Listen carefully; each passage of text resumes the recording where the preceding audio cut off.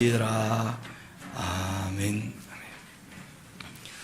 우리 앉으셔서 5절도 같이 한번 읽어보도록 할까요? 시작.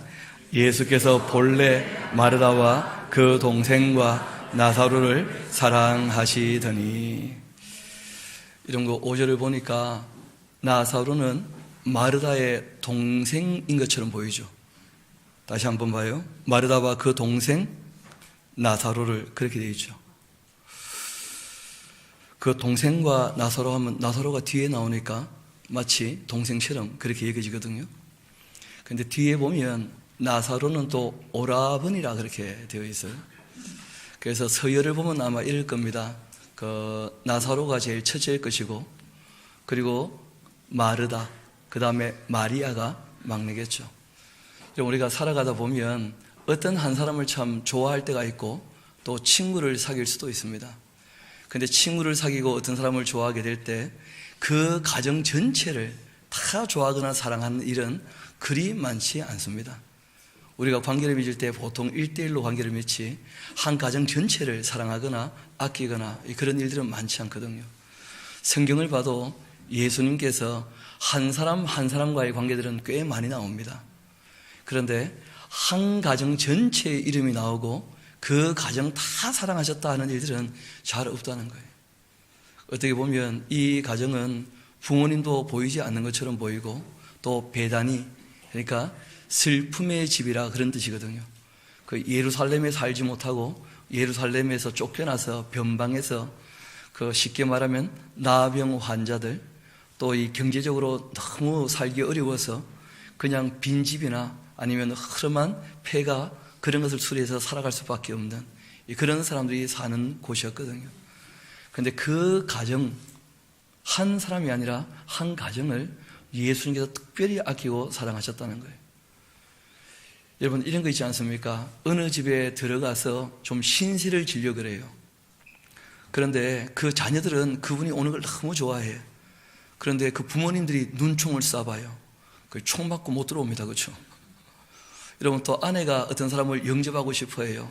근데 남편이 안 받아들이면 그 들어갈 수 있습니까? 없습니까? 못 들어가는 거죠. 근데 예수님께서는 이 집안에 늘 편히 드나드셨거든요. 그 예루살렘에 올라오면 예수님이 주무시는 곳은 바로 여기였습니다. 어떻게 보면 참 허름한 집안이었을 텐데 예수님께서는 거기가 제일 마음이 편하신 것 같으시더라고요. 왜냐하면 모두가 다 반겨주니까. 한 명이라도 눈총을 쏘면 못 들어갈 텐데, 게다가 예수님 혼자만 받아들이느냐 12명씩 데리고 다니시거든요. 그런데 그거 다 받아주시는 거예요. 3명이 하나같이.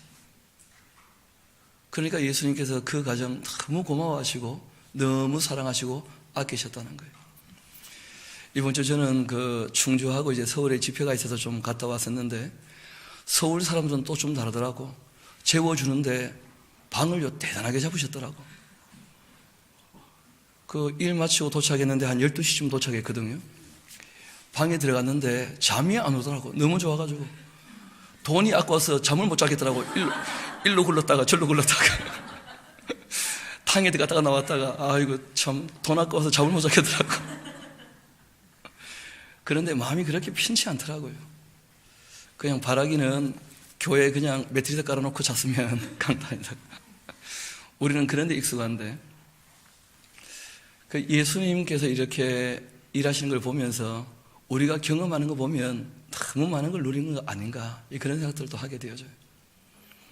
여러분, 문제는 이 가정이 그렇게 힘들고 어렵고 그리고 세상적으로 봤을 때는 아무것도 없는데 예수님이 이 가정을 사랑하셨다, 그렇게 되어 있다는 거예요. 여러분, 어떻게 생각하십니까? 사랑하면 우리가 좀 잘해주고 싶은 마음들 있지 않습니까? 근데 잘해준다는 게 뭡니까?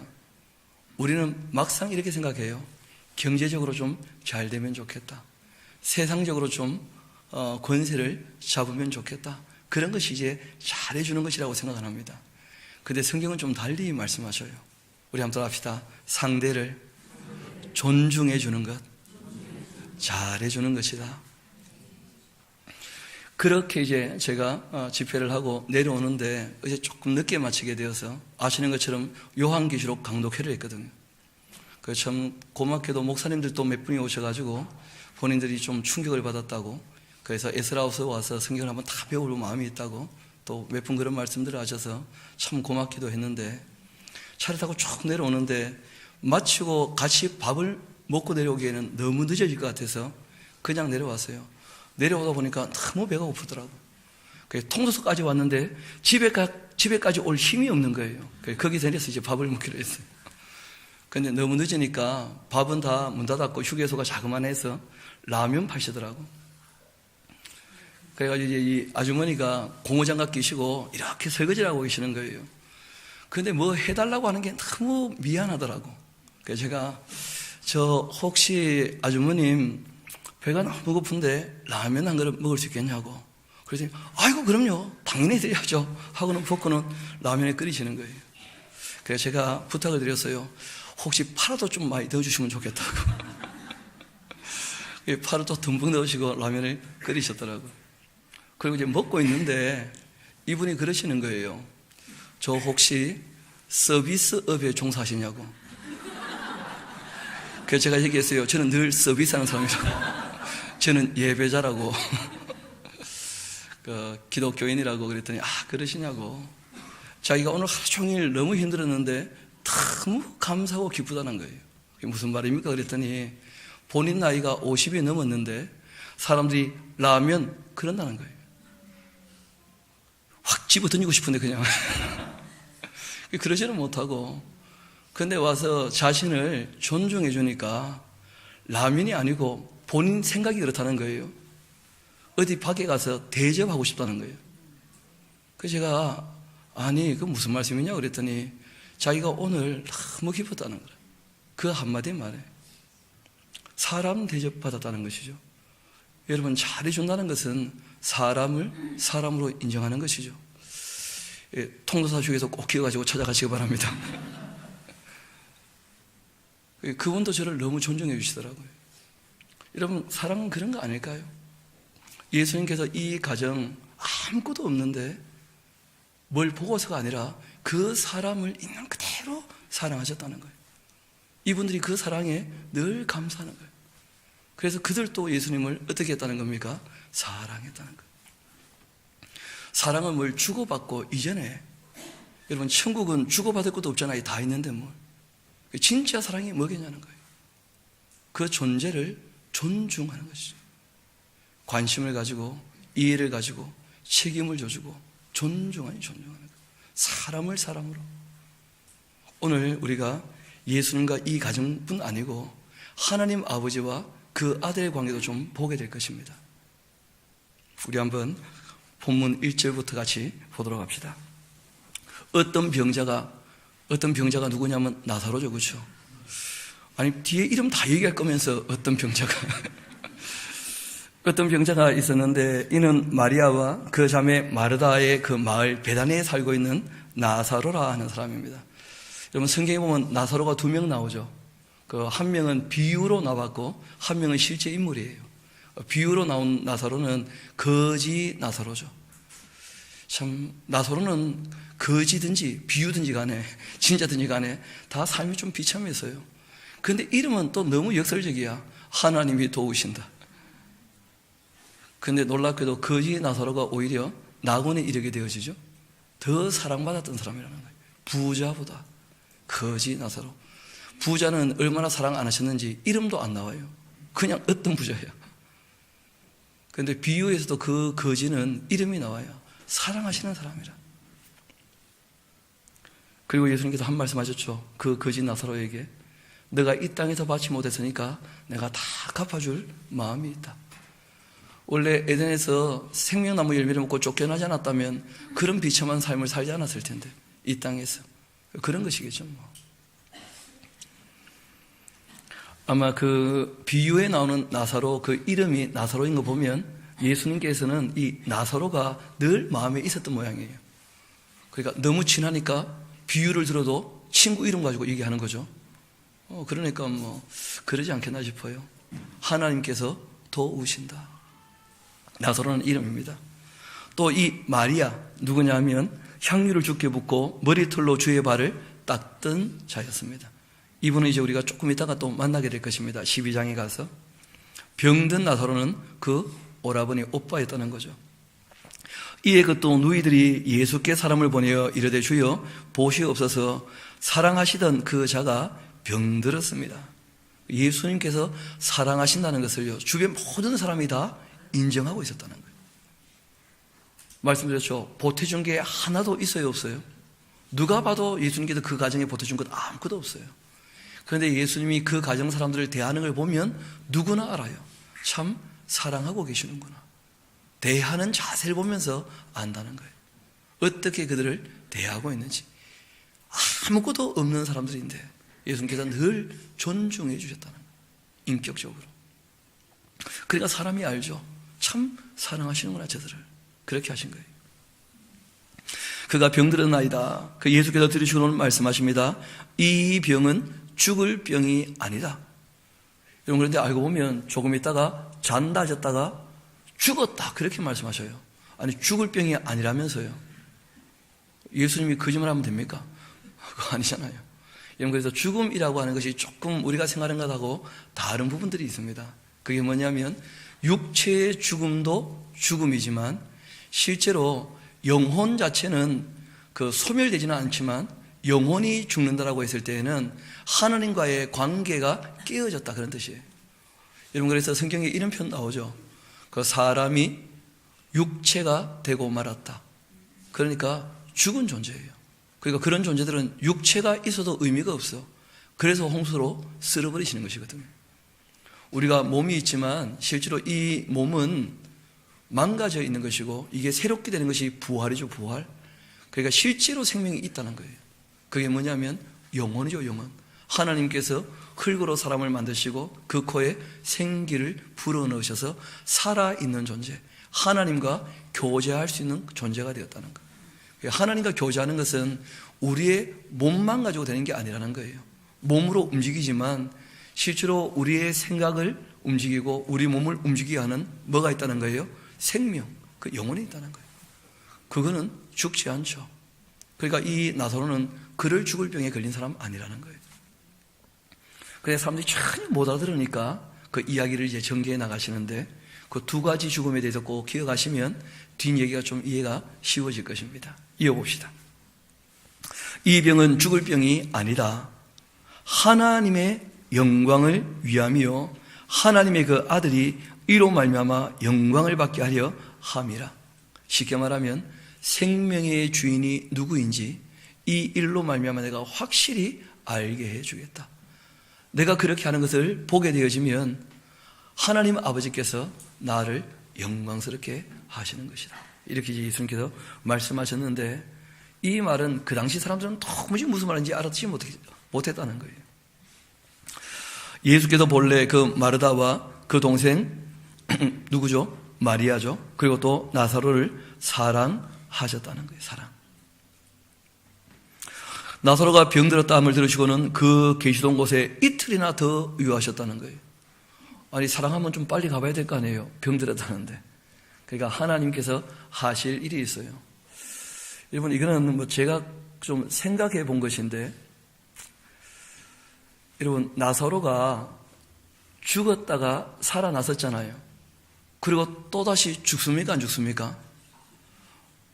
아니 그럴 것 같으면 그냥 가만 죽게 내버려 두든지 아니면 한 번만 죽게 계속 살게 하든지 왜 하필 나사로가 다시 살아났다고 또 죽어야 될까요? 저는 한번 그런 생각해 봤어요. 예수님이 너무 친하기 때문에 나사로에게 조금 미안하겠지만 두 번 죽도록. 왜냐하면 사람들에게 뭘 좀 보여주고 싶은 게 있으신 거예요. 그러지 않나 싶어요. 오히려 이거는 전에 오는 전승인데 나사로가 살아나고 난 다음에 예수님께 물어봤대요. 이게 부활입니까? 하고 물어봤다는 거예요. 그 예수님께서 억수로 기면쩍은 얼굴로 한마디만 하셨다는 거예요. 그러셨다는 거예요. 그 나사로가 또 물어봤다는 거예요. 또 죽습니까? 그랬다는 거예요. 그 예수님께서 미안하다 한마디 했다는 거예요. 한 번 죽는 것도 괴로워 죽겠는데 두 번씩이나 죽어야 되니까 어떻게 생각하셔요? 아니 낙원에 잘 있다가 또 돌아왔어야 되는 거네요. 예수님이 너무 사랑하시고 너무 친밀하시니까 나사로에게 그런 일이 있었지 않았겠는가. 우리는 살아난 것만 너무 좋아하잖아요, 그렇죠? 그게 아니고 2번 죽었다니까, 2번. 그것도 좀 생각해 봐야 되지 않겠나 싶어요. 실제로 이 나사로의 죽음에 대해서는 나사로를 위한 것이 아니었다고 말씀하셔요. 너희를 위함이었다, 이런 말씀하셔요. 우리 한번 계속 읽어봅시다. 이틀을 더 유하셨다 되어 있는데, 여러분 수전절은 겨울이었었죠, 그렇죠? 이제는 봄이 오는 때가 되었어요. 예수님께서 어디 계시는지는 잘 모르는데 확실한 것은 예루살렘에서 한 이틀쯤 떨어져 있는 곳이에요. 왜냐하면 이틀 유하시다가 이제 올라왔는데 나흘째가 되거든요. 그러니까 한 이틀쯤 거리, 그러니까 한 40-50km 이상 떨어져 있는 것이죠. 어딘지는 그 지역이 나오지는 않으니까 좀 예루살렘 밖에 있었습니다. 이틀 더 유하시다가 그 후에 제자들에게 이르시되 유대로 다시 가자. 여러분, 이전의 분위기 기억나시죠? 사람들이 예수님을 죽이려고 그랬었어요. 예수님이 하나님이시다고 자신을 선포하게 되어지니까 사람들이 못 견뎌하죠, 그렇죠? 그래서 예수님께서 능력으로 벗어나신 적이 있었는데, 그런 일이 몇 달 전에 있었기 때문에 제자들이 다 또다시 예루살렘 유대로 올라가자니까 불안해하는 거예요. 제자들이 말하되 랍비여, 방금도 유대인들이 돌로 치려 했는데 또 그리로 가시려 하시나이까. 그러니까 제자들이 은근히 뭐 하는 거예요? 선생님이지만 책망하는 거예요. 선생님 정신 차리세요. 가면 맞아 죽습니다. 이런 얘기 지금 하는 것이죠. 그때 예수님께서 대답하십니다. 낮이 12시간이 아니냐? 사람이 낮에 다니면 이 세상의 빛을 봄으로 실족하지 않고 밤에 다니면 빛이 그 사람 안에 없는 거로 실족하느니라. 말은 길지만 한마디입니다. 괜찮아, 올라가자, 그 얘기예요. 올라가. 내가 있는데 무슨 문제냐. 내가 있는데 빛 비추어 있을 때는 사람들이 무슨 짓 못해. 때가 되어야 되는 것이지. 악을 행하는 것도. 괜찮아, 올라가. 그렇게 하신 거예요. 이 말씀하신 후에 또 이르시되 우리 친구 나사로가 잠이 들었다. 그러나 내가 그를 깨우러 간다. 이렇게 말씀하신 거예요. 제자들에 대해 주여, 잠들었다면 낫지 않겠습니까? 아니, 푹 자고 일어나면 몸이 회복될 텐데 왜 올라가서 죽으려 합니까? 가지 맙시다. 아니, 예수님 다 아시잖아요. 잠들었다면서요. 또 그렇게 이제 얘기를 하는 거죠.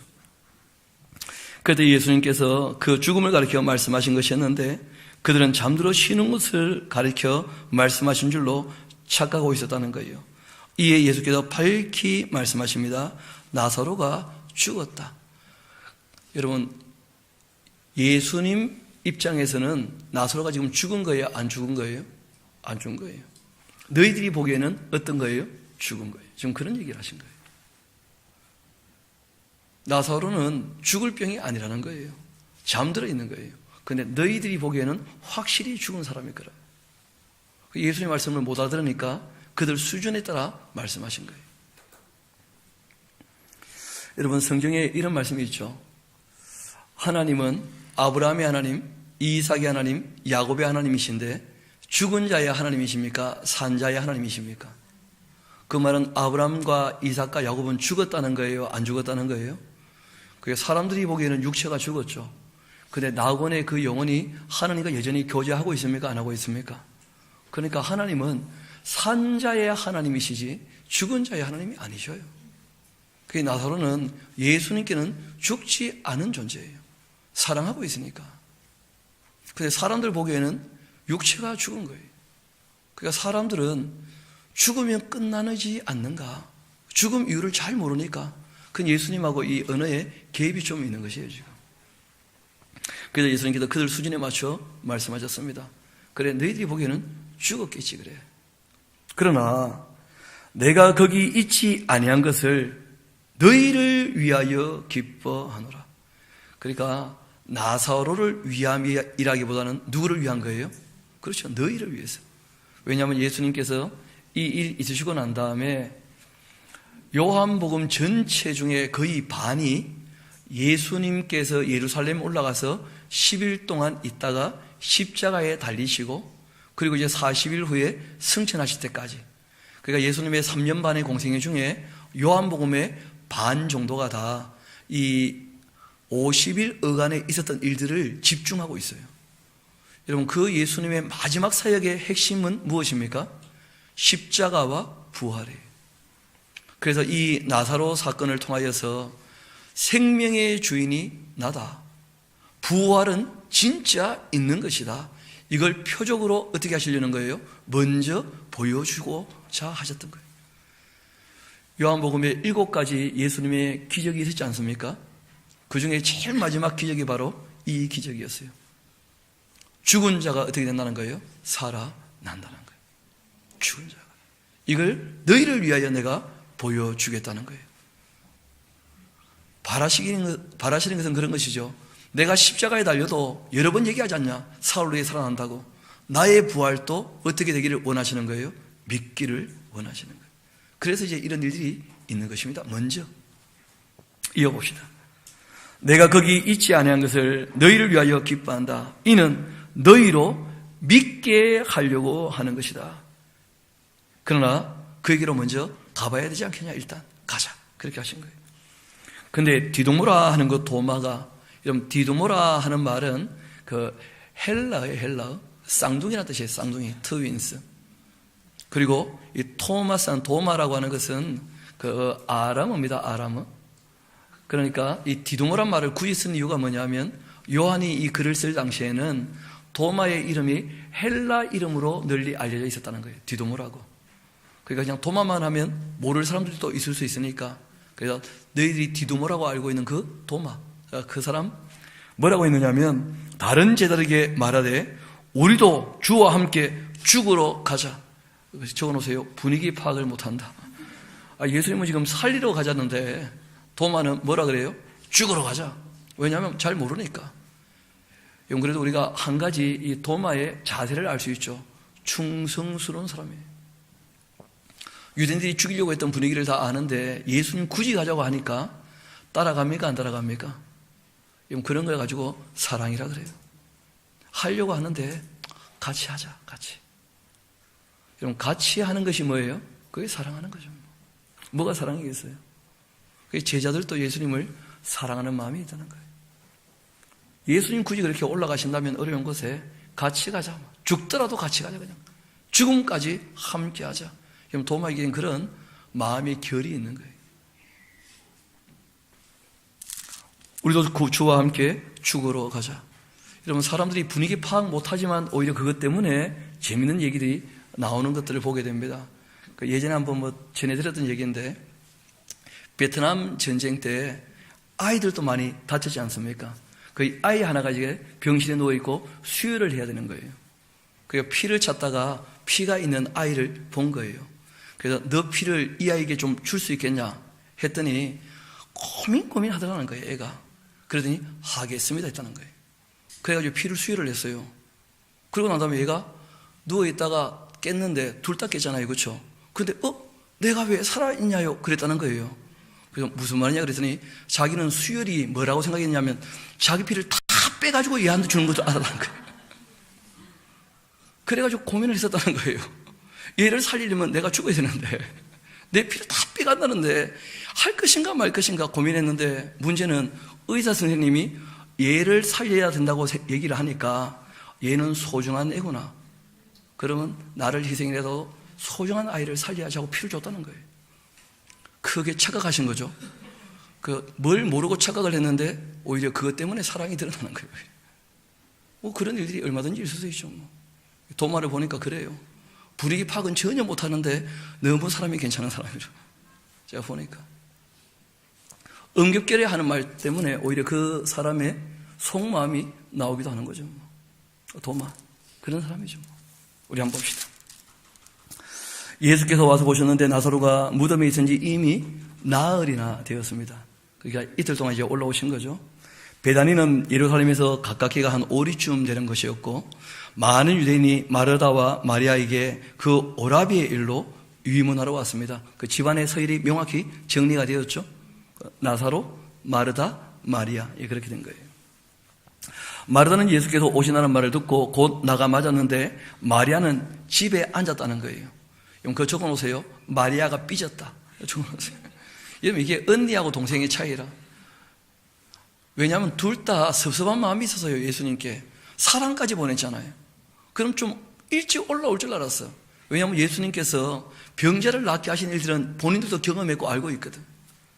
그러니까 병들었을 때는 낫게 할 수 있다는 것은 믿어졌는데 죽은 사람을 살린다, 이거는 잘 못 믿고 있다는 거예요. 그럼 실제로 예수님께서 사역 아주 초창기에 죽은 자를 살린 일이 2번이나 있었어요. 그 야이로의 딸 기억나십니까? 회당장 야이로의 딸. 그 예수님께서 자기 고향 마을에 가서 설교하기 이전이었어요. 굉장히 사역 초창기였다고. 그 야이로의 딸을 살린 일이 있었다고. 또 여러분 기억나시죠? 나인성 과부의 아들을 살리신 사건. 그것도 굉장히 사역 초창기였어요. 그 세례 요한이 죽기 전에 있었던 일이었거든요. 그런데 문제는 그런 이야기들은 소문이 거의 안 났었어요. 성경에는 기록되어 있는데, 왜냐하면 처음 일을 시작할 때 이야기는 아는 사람이 많지 않잖아요. 이제 시작을 할 때니까 그게 별로 알려져 있지 않았다는 거예요. 그러니까 이 베다니의 그 마르다 마리아도 알고 있었는지 모르고 있었는지는 모르겠는데, 자기 오라버니가 죽었다가 살아난다, 그런 생각은요 갖지 못하고 있는 게 전혀. 그러니까 예수님께 섭섭한 마음이 있는 거예요. 좀 일찍 와서 좀 살려주지 그래, 그런 마음이 있는 거죠. 그러니까 마리아는 삐져서 안 나왔다, 꼭 기억하시기 바랍니다. 그리고 막내는 어쩔 수 없다고 적어놓으십시오. 동생이니까. 언니는 또 언니라 책임을 져야지 뭐. 마르다가 예수께 여쭙니다. 주께서 여기 계셨더라면 내 오라버니가 죽지 아니했을 텐데요. 참 섭섭하게 예수님께 그렇게 말을 꺼낸 거예요. 그러나 나는 이제라도 주께서 무엇이든지 하나님께 구하는 것을 하나님이 주실 줄 압니다. 이런 것은 뭐 일상적으로 하는 말이죠. 죽고 난 다음에도 그 영혼이 좋은 데라도 가면 좋겠습니다. 그거라도 좀 기도해 주세요 하면서. 아직 죽음 이후의 세계를 잘 모르니까, 아직 이 신학이 정리되기 전이니까, 이런 사람들이 다 갖고 있는 마음 아니겠어요? 평상시 보통 사람들이. 우리가 장례의식을 할 때는 산자를 위한 겁니까? 죽은 자를 위한 겁니까? 여러분, 기독교 장례와 세상 장례는 전혀 달라요. 세상 장례는 죽은 자의 영혼을 위한 굿이에요. 제사고. 그래가지고 이제 뭐 귀신을 달래거나 신을 위로해가지고 그 영혼이 좋은 데 가면 좋겠다 하기 위해서 이제 그런 이 행사들을 하는 것이죠. 장례식을. 근데 기독교 장례의식은 그렇지 않습니다.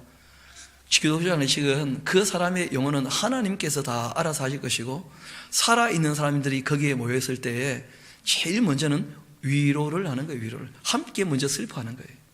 그 이별의 아픔에 대해서 슬퍼하는 것이죠. 그러고 난 다음에는 우리를 보라는 거예요. 장례식에서 하나님 말씀하신 대로 흙으로 왔으니 흙으로 돌아가라 하는 그 말씀 그대로 이루어졌다는 것을 보라는 거예요. 그리고 또 기억하라는 것이죠.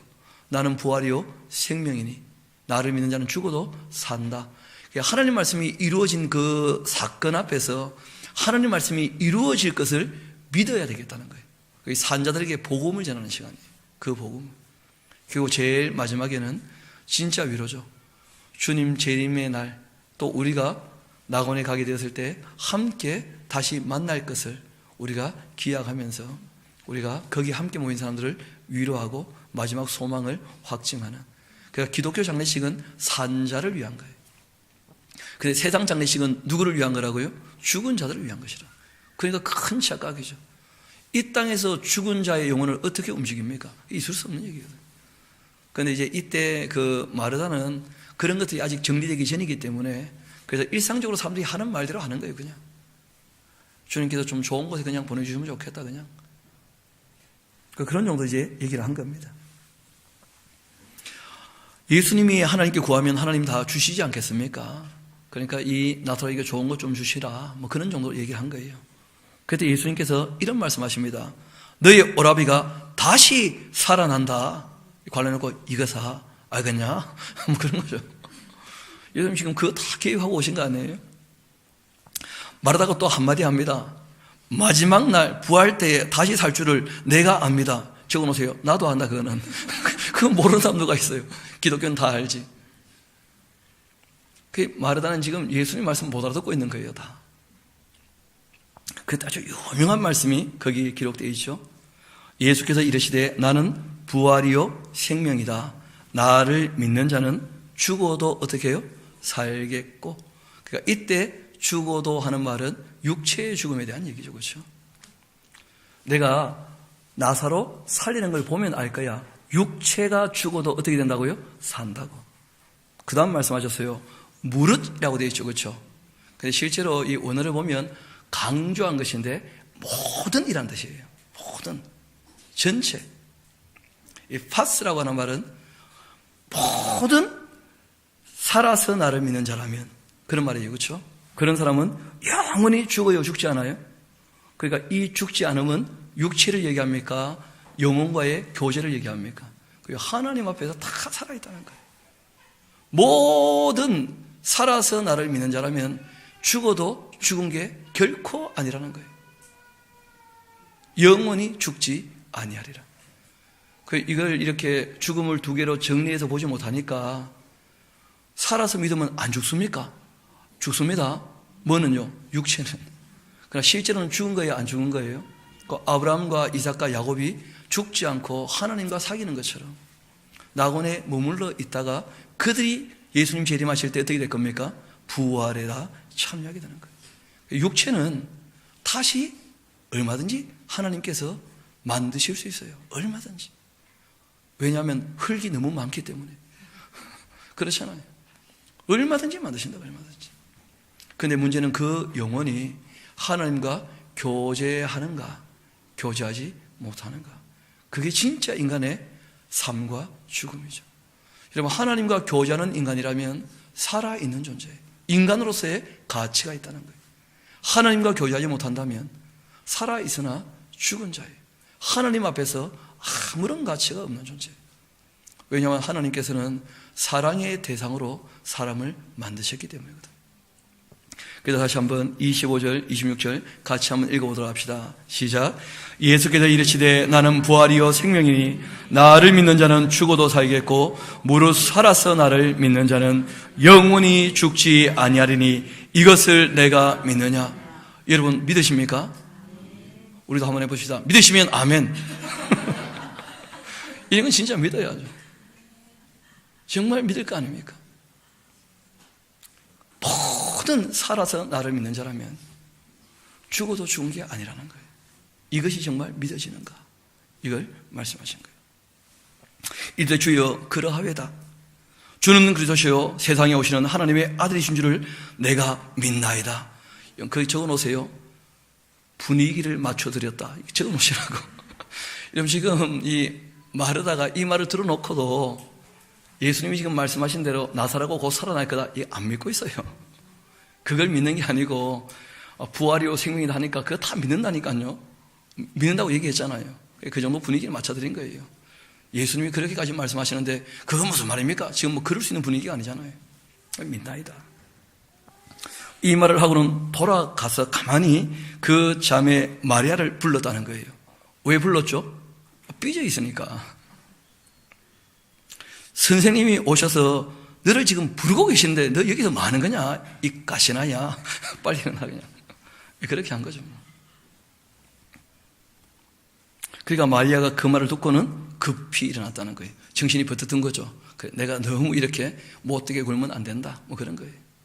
예수님이 부르신다고 하시는데 가봐야지. 가지만 여전히 삐낀 마음은 안 풀려요. 아직까지. 급히 일어나 예수께 나아가며 예수는 아직 마을에 들어오지 아니하시고 마르다가 맞이했던 곳에 그대로 계셨는데 마리아와 함께 집에 있어 위로하던 유대인들은 그가 급히 일어나 나간 것 보고 곡하러 무덤에 가는 줄로 생각하고 또 따라 나서요. 마리아가 예수 계신 곳에 가서 배웠고 그 발 앞에 엎드려 이르되 주여 주께서 여기 계셨더라면 내 오라버니가 죽지 아니하였겠나이다 하면서 막 나 아직도 삐져 있어요 하면서 막 예수님께 그렇게 얘기한 거예요. 섭섭한 마음을 토로한 거예요. 왜 함께 하지 않으셨어요? 오빠가 죽게 했습니까? 예수님 계셨더라면 안 죽었을 텐데. 지금 그런 얘기를 하는 거죠. 그러니까 죽음에 대한 인식이 하나님과 우리가 너무 다른 거예요. 여러분 구약을 보게 되어지고 또 예수님 당시만 해도 죽음에 대해서 장래에 대해서 굉장히 거창한 얘기들이 많이 나오거든요. 근데 여러분 놀랍게도 교회가 시작되고 난 다음에는 장래에 대한 얘기가 거의 없어요. 돌 맞아 죽고 끝나버리고 순교하고 끝나버리고 예수님 십자가까지 장례식이 거창했는데, 그런데 그 이후에는 기독교 장례에 대해서 대단하게 나오는 것이 없어요. 죽음에 대한 인식이 완전히 바뀌었다는 거예요. 죽음에 대한 인식이. 이어봅시다. 예수께서 그가 우는 것과 또 함께 온 유대인들이 우는 것 보셨는데 심령이 아주 비통하게 여기시고 불쌍히 또 여기셨다는 거예요. 여러분, 이게 아주 격렬한 감정의 표현인데 예수님께서 지금 두 가지 마음이 교차하고 있어요. 하나는 뭐냐면 사람들이 너무 불쌍한 거예요. 죽음에 대하여 비통해하고 비참해하는 사람들이 너무 불쌍한 거예요. 또 한 가지는요, 마리아와 마르다 그렇게 사랑했는데 이것들이 예수님을 인정을 잘 안 해줘. 비통한 마음도 있었다는 거예요. 비통은 비참하고 애통하다 그런 거 아닙니까 지금? 그쪽으로 오세요. 이것들이 나를 어떻게 보나 지금. 몇 번 말했잖아요. 다시 살아날 거라고. 근데 지금 그러고 있는 거예요. 그러니까 예수님 참 비통한 마음도 있지만 또 사람들 입장을 다 아셔요, 모르셔요? 그 사람들이 슬퍼하는 거 보면 예수님도 마음 아프시죠. 뭐. 우는 자와 함께 우시니까. 그러신 거예요. 이르시되 그를 어디 두었냐? 이르되 주여 와서 보옵소서. 그 예수께서 눈물을 흘리셨다는 거예요. 모든 사람이 슬퍼할 때 예수님도 슬퍼하셔요. 이런 감정이라는 것은 우리 한번 합시다. 감정은 단순하기보다 복잡하다. 꼭 기억하시면 돼요. 뭐 별로 어려운 말이 아니죠, 그렇죠? 비통한 마음도 있지만 그들을 보고 너무 불쌍히 여기고 슬픈 마음도 있으셨다는 거예요. 이에 유대인들이 말하되 보라, 그가 얼마나 사랑하셨는가 우는 걸 보면서 얘기하는 거죠, 그렇죠? 또 어떤 사람은 이런 말합니다. 아니 그래, 맹인의 눈을 뜨게 한 이 사람이 그 사람을 죽지 않게 할 수는 없더냐? 적어놓으세요. 싸가지 없는 것. 그러니까 이런 자리에서 또 예수님 비방하고 싶어가지고 막 함부로 말하는 사람들 꼭 있어였고. 이에 예수께서 다시 속으로 아주 비통히 여기셨다는 거예요. 왜 그러실까요? 무시당하니까. 마음 아프신 거예요. 여러분 정말 말 조심해야 됩니다. 우리가 말을 함부로 하면 예수님께서 비통히 여기실 수 있다는 거예요. 기억하셔야 돼요. 정말 말을 조심해야 돼요. 무덤에 가셨는데 무덤이 굴이었고 돌로 막아놓았습니다. 예수께서 이르시되 돌을 옮겨놓으라 하셨어요. 그 죽은 자의 누이 마르다가 말합니다. 주여, 죽은 지가 이미 나흘이나 되었는데 벌써 그 썩은 냄새가 나고 있습니다. 그러니까 문 열라는 거예요? 열지 말라는 거예요? 열지 마십시오. 그 예수님은 지금 나사로가 살아난다 그러는데 살리지 말라는 거죠, 지금. 부활 때 살아나면 되니까. 지금 뭐 그런 분위기예요. 아직 죽음 이유를 전혀 알지 못하는 거죠. 그때 예수님께서 한 말씀 하십니다. 나의 말이 너가 정말 나를 믿는다면 하느님 영광을 보리라, 그런 말 하지 않았냐? 아니 좀 전에 나를 믿는다며. 나를 믿으면 내 말대로 좀 따라와 봐. 예수님 그렇게 하시는 거예요 지금. 나를 믿는다면서 그럼 좀 따라봐야 되지 않겠냐? 내 말을 좀 들어줘야 되지 않겠냐? 그리고 돌을 옮겨 놓았어요. 그때 예수님께서 눈들어 하늘을 우러보시면서 이렇게 기도하셨습니다. 아버지, 내 말을 들으신 것을 감사합니다. 항상 내 말을 들으시는 줄 내가 압니다. 왜 그럴까요? 이게 사랑이죠. 아버지 하나님은 항상 예수님 말씀을 다 들어주셔요. 마찬가지로 예수님은 항상 누구 말씀을 들으셔요? 아버지 뜻대로. 이건 그래서 온전히 하나이신 거예요. 사랑으로. 그게 사랑이죠. 우리가 누구를 다가가서 무슨 말을 할 때마다 겁나는 이유는 뭐 때문입니까? 안 받아줄까 봐. 그렇잖아요. 한번 누가 그런 얘기 하더라고. 그 심리학자인데, 그러니까 정신병 의사죠, 그렇죠? 이분이 많은 정신병자를 만나봤는데 진짜는 올 사람이 안 오고 정신병자들 때문에 상처받은 사람이 오더라는 거예요. 한번 물어봅시다. 남을 상처 주는 놈이 정신병자입니까? 받은 놈이 정신병자입니까? 그러니까 진짜 정신병자는 안 오고 상처를 받아가지고 위로받고 싶은 사람이 온다는 거예요. 그래가지고 일하기가 너무 쉽다는 거예요. 위로는 말하는 거 다 들어주면 위로가 된대 그냥. 진짜 올 사람이 안 온다는 거예요. 남을 괴롭게 하고 아프게 하고 상처 주는 사람들은 안 오고 상처받은 사람들이 온다는 거예요. 상처받은 사람들이. 오히려 마음이 여린 사람들이. 여러분, 사랑은 받아주는 거예요. 받아주는 거. 다가갈 때 받아줘야지, 다가갈 때 거절하게 되어지면 그게 상처가 되는 거예요. 예수님께서 이렇게 다가오셨는데 사람들이 예수님을 안 받아들이면, 그러면 하나님께서 질투하신다고 되어 있어요. 그 사랑을 안 받아들이면, 진리의 빛을 비추시는데 그 사랑을 안 받아들이면 그것이 심판이 된다는 거예요. 관계가 어떻게 되는 거예요? 깨어지는 거예요. 바라기는 우리 샤론의 모든 권속은 우리 주님 말씀을 그대로 받아줄 수 있게 되기를 소망합니다. 상대방을 인정하며 그 말들을 우리가 사랑으로 수용할 수 있게 되기를 소망합니다. 그렇게 해야 우리의 신앙이 자랄 수 있어요. 이어봅시다. 42절, 항상 내 말을 들으시는 줄 내가 압니다. 그러나 이 말씀하옵는 것은 둘러쓴 무리를 위함입니다. 그러니까 누구를 위한 것이라고요? 나사로 개인에 대한 문제가 아니었다는 거예요. 나사로를 다시 살려내는 것은 이것을 보는 사람들에게 부활을 믿게 하려고. 그 적어놓으세요. 덕분에 나사로는 2번 죽었다. 그렇게 생각하시라. 우리는 자꾸 나사로가에게 무슨 유익이 생겼다, 막 덕받다, 죽었다가 또 살아났으니까 얼마나 덕받냐, 이런 식으로 이해를 하는 것 같아요. 보니까 그런 얘기가 아니었다는 거예요. 전혀. 왜냐하면 지금 베다니에 가면 나사로의 무덤이 지금 있습니다. 나사로 죽었다는 거예요. 제가 오늘 확인하고 왔어요. 구글 가니까 다 알려주더라고. 나사로의 무덤 하니까 바로 나와요. 그냥 베다니에 그 무덤이 지금도 그대로 있어요. 다시 죽었다는 거예요. 다시. 그래서 이런 것들은 예수님이 여러 번 말씀하시잖아요. 너희를 위한 것이다. 이 나사로의 부활은 이때는 소생이었죠. 그렇죠? 이 나사로의 소생은 저와 여러분을 위함인 줄로 믿습니다. 예수님께서 누구이신지를 우리에게 알려주시려고. 죽음도 승리하시는 하나님이시다. 죽음의 권세도 깨뜨리시는 하나님이시다. 이걸 우리에게 보여주시려고. 둘러쓴 이들을 위함이었다. 그렇게 말씀하셨습니다. 곧 아버지께서 나를 보내신 것을 그들로 믿게 하려 함입니다. 이 말씀하시고 큰 소리로 나사로야! 큰 소리를 했다니까. 나사로야 나오라. 그렇게 했다. 나사로야 나와라 했더니요, 죽은 자가 수족을 배로 동인 채로 나오는데 그 얼굴은 수건으로 쌓였고 예수께서 이르시되 풀어놓아 다니게 하라 하셨어요. 예수님께서 일부러 이름을 부르셨다, 그렇게 누가 얘기를 하시더라고. 보니까 왜냐하면 죽은 자야 일어나라 하면 지구가 터졌다는 거예요. 다 일어나니까. 그래서 나사로야 니만 나와라. 무덤 안에 많지만 너만 나와라. 너만. 왜냐하면 교보제니까. 교보제. 그런 거죠.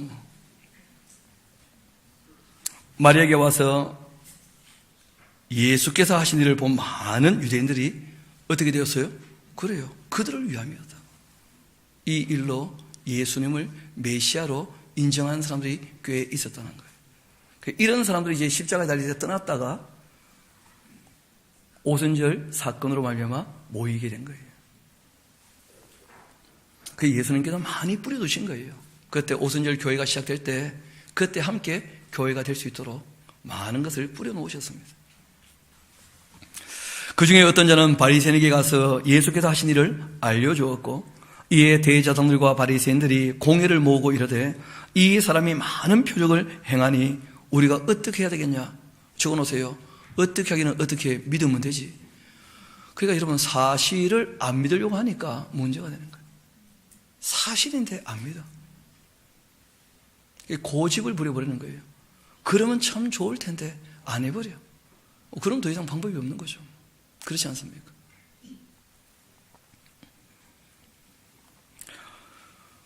이에 대제사장들과 바리새인들이 그 중에 어떤 자는 죄송합니다.